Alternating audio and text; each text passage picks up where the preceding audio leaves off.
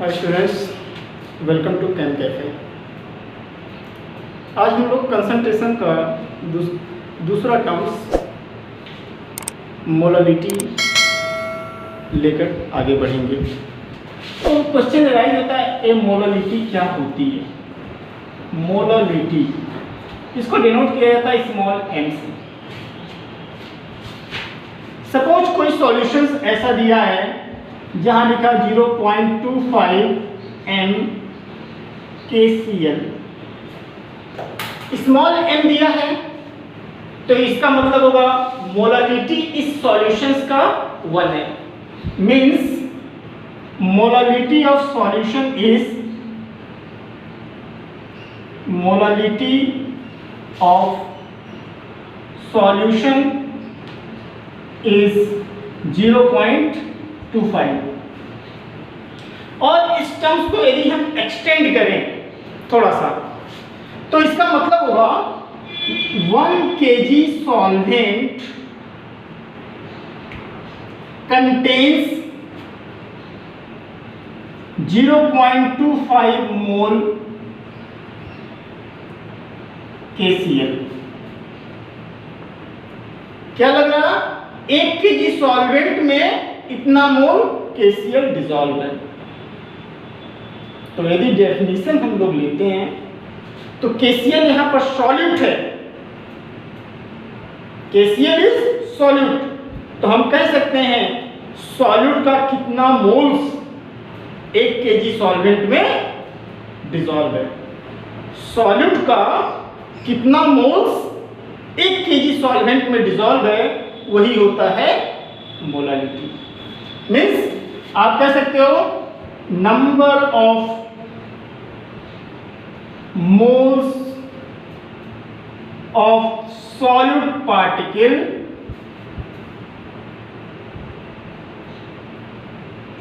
dissolved in per kg of the solvent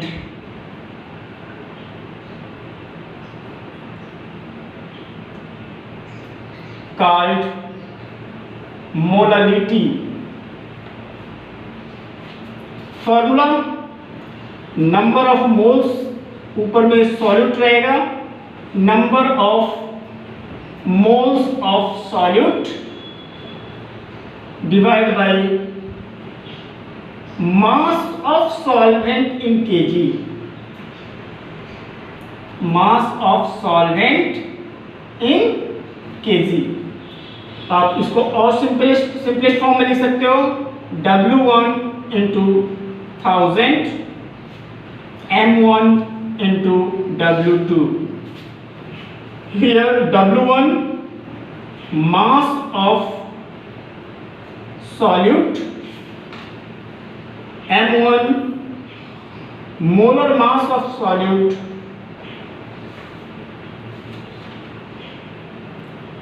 and W2 mass of solvent, mass of solvent in gram। KG में नहीं, जब इस formula का use करेंगे तो सॉल्वेंट को ग्राम में कन्वर्ट करेंगे। मोलालिटी और मोलरिटी में एक ही डिफरेंस है। मोलरिटी में यहाँ वॉल्यूम ऑफ सॉल्यूशन रहता था और मोलालिटी में यहाँ पर मास ऑफ सॉल्वेंट है। Okay, here is a numerical based on molality.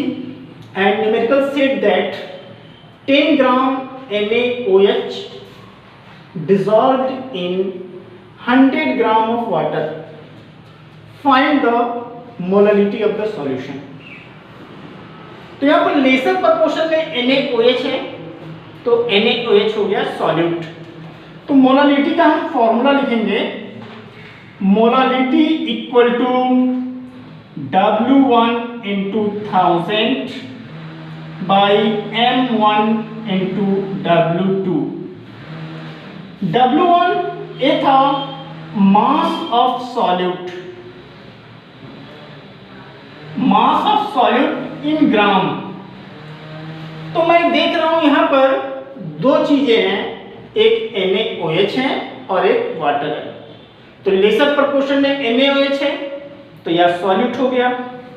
तो यहां पर मास of solute 10 gram, M1 molar mass of solute, molar mass of solute. तो मैं जानता हूं सोडियम का 23, oxygen 16 and hydrogen 1, overall 40, and W2 its mass of solvent, solvent is 100 ग्राम। सारा data put किया तो मोलालिटी आया आपका 10 into 1000 divide by 40 into 100, 10 to 10, further 10 to 10, 10 to 10, यदि आप डिवाइड करिएगा 2.5 m। मोलालिटी को m से डिनोट किया जाता है और ये हो गया मोलालिटी 2.5। जैसे हम लोग मोलारिटी में मोलर सॉल्यूशन, डेसीमोलर या सेमी मोलर लिए थे, सेम मोलारिटी के केस में भी हम लोगों का आता है मोलाल सॉल्यूशन, मोलाल सॉल्यूशन। इसको ऐसे भी लिखा जाता है 1m। सेमी मोलाल सॉल्यूशन, इसको आप 0.5m और m/2 इस फॉर्म में लिख सकते हैं। और एक होता है डेसीमोलाल सॉल्यूशन, डेसीमोलाल सॉल्यूशन इट्स 0.1m और m/10। मोलाल सॉल्यूशन ऐसा सॉल्यूशन है जिसकी मोलालिटी 1 हो। आप क्या कह सकते हो? A solution whose molality is 1 called molal solution. Same इसको भी लिख सकते हो whose molality is 0.5 and whose molality is 0.1। दूसरे टर्म में भी इसको आप कह सकते हो। कैसे? मोलाल सॉल्यूशन 1, यहां पे जो नंबर है 1 मोल solute dissolved in per kg of the solvent।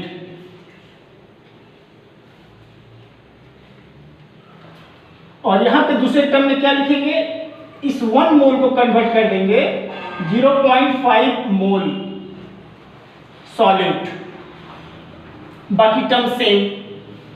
डेसीमोलर में 0.1 मोल सॉल्यूट इन पर केजी ऑफ सॉल्वेंट। या फिर पहले वाला terms, a solution whose molality is 0.1 called decimolal solution। Okay, our next concentration terms is normality। normality the most important concentration terms, खास करके जब आप लोग प्रैक्टिकल करिएगा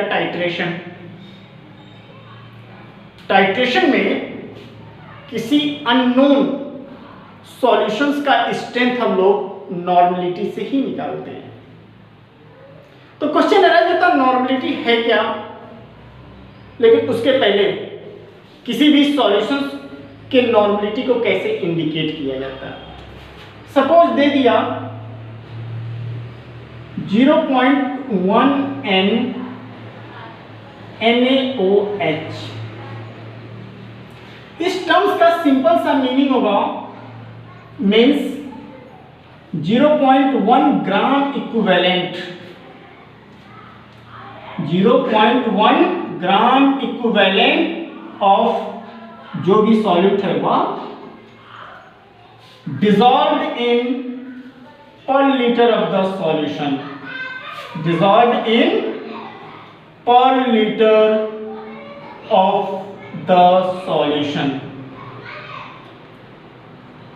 ओके, तो क्या समझ में आ रहा है? ग्राम इक्विवेलेंट, 1 लीटर सॉल्यूशन में सॉल्यूट का जितना ग्राम इक्विवेलेंट डिसॉल्व है, 1 लीटर सॉल्यूशन में सॉल्यूट का जितना ग्राम इक्विवेलेंट डिसॉल्व है, दैट्स नॉर्मलिटी. डेफिनेशन हो जाएगा number of gram equivalent,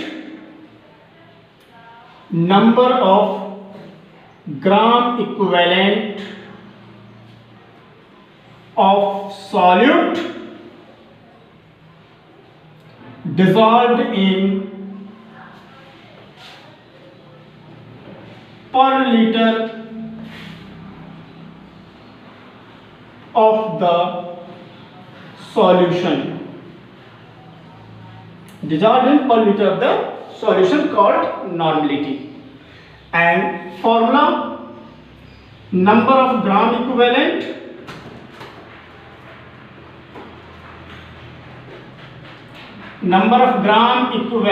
of solute divided by volume of solution in liter.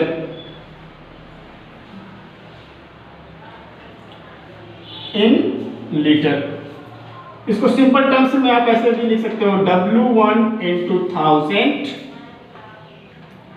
EQ into V, where W1 mass of solute,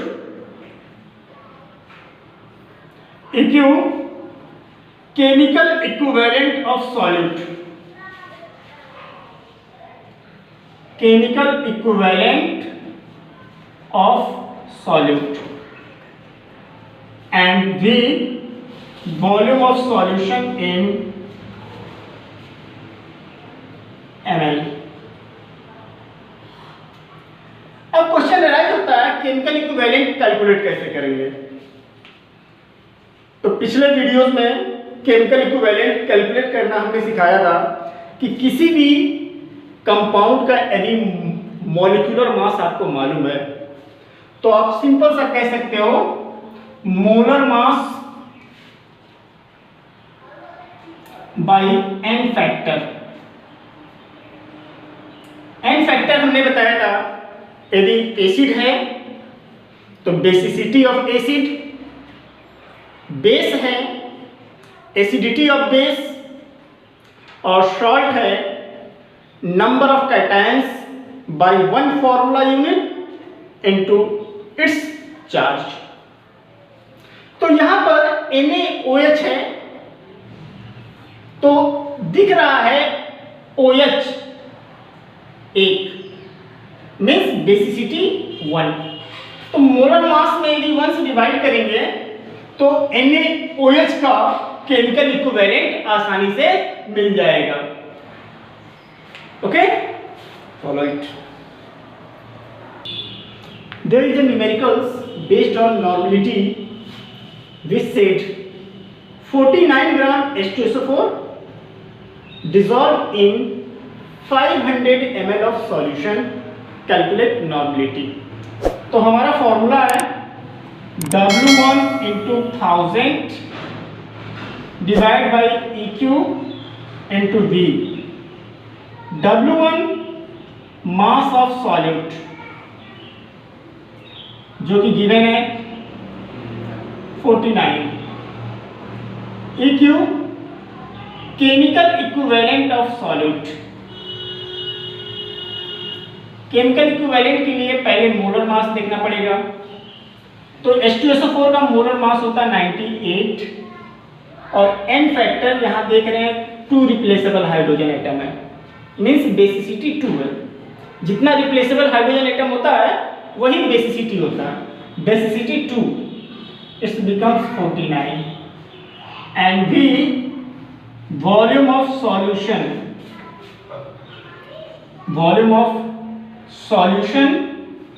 in ml, it's 500.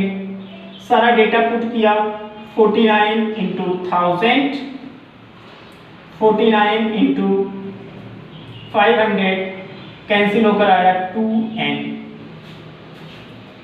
तो जैसे हम लोग molarity या molarity में molar, normal molar, decimolar, semimolar, वैसे यहाँ पे भी normal solution.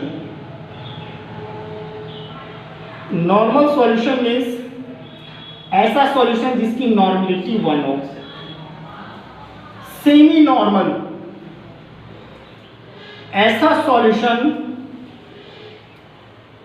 Seminormal solution जिसकी मोलरिटी हाफ हो। एंड डेसी नॉर्मल, जिसकी मोलरिटी 0.1 n और n/10 हो। और हम लोग जो नॉर्मलिटी इक्वेशन यूज करते हैं वो जब दो डिफरेंट नॉर्मलिटी वाले सॉल्यूशंस को आपस में मिलाते हैं तो क्या बनता है नॉर्मलिटी इक्वेशन। नॉर्मलिटी इक्वेशन कहता है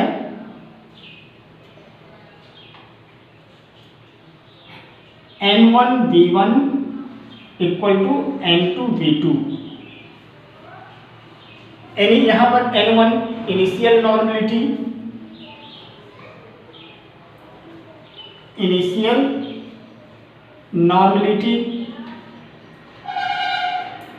v1 initial volume,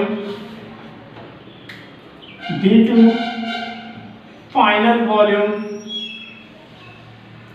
and n2 final normality. इसका भी बहुत एप्लीकेशन है न्यूमेरिकल्स में, और खास करके जब हम लोग टाइट्रेशन करेंगे तो इसी के थ्रू हम लोग अननोन का स्ट्रेंथ कैलकुलेट करेंगे। सपोज दो डिफरेंट नॉर्मलिटी वाले सॉल्यूशंस को इंटरमिक्स किया जाए तो final normality n becomes n1v1 plus n2v2 divide by v1 plus v2। यहाँ पर n1 normality of first solution, v1 volume of first solution, n2 normality of second solution, v2 volume of second solution and n is final normality. तो इन दोनों equation का practically जब आप लोग experimental data calculate करिएगा तो बहुत ज़्यादा एप्लीकेशंस हैं। इसको आप लोग काफ़ी ध्यान से करिए।